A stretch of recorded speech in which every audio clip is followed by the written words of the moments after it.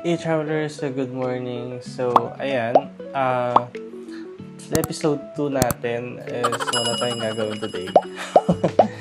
Well, today kasi is Monday and naka-birthday leave kasi ako ngayon. So, kahapon kasi yung birthday ko, so nilive ko siya ngayon. Kasi nga, kahapon birthday ko. Ang gulo, no? Hindi, kasi syempre kahapon wala namang pasok talaga. So, minove ko yung birthday leave ko, parang gano'n siya.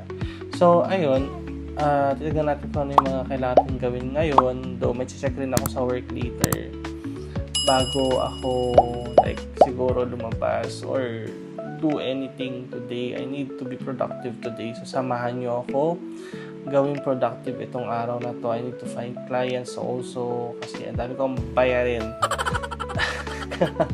Dami kong bayarin ngayon kasi nga, siyempre kakalipat ko and a lot of things happen on the past few days, few weeks na pinurchase ko, which is kailangan kong magsipag-sipag. And, sige, yung mga other plans natin siguro abangan yun sa other episode. So, ngayon, samahan nyo muna ako gawin yung mga bagay na gagawin ko during sa mga araw na free time ko. So, ayan, tara.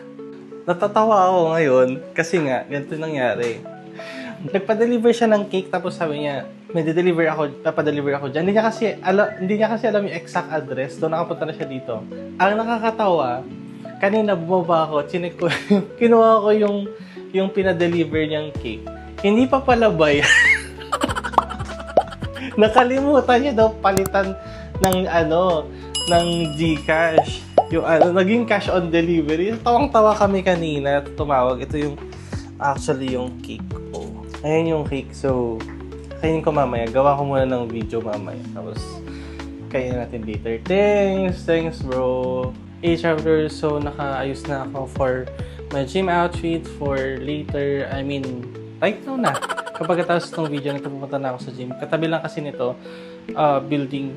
So, napakalapit lang nung Anytime Fitness. So, papakita natin yung, as you see my day-to-day things na ginagawa.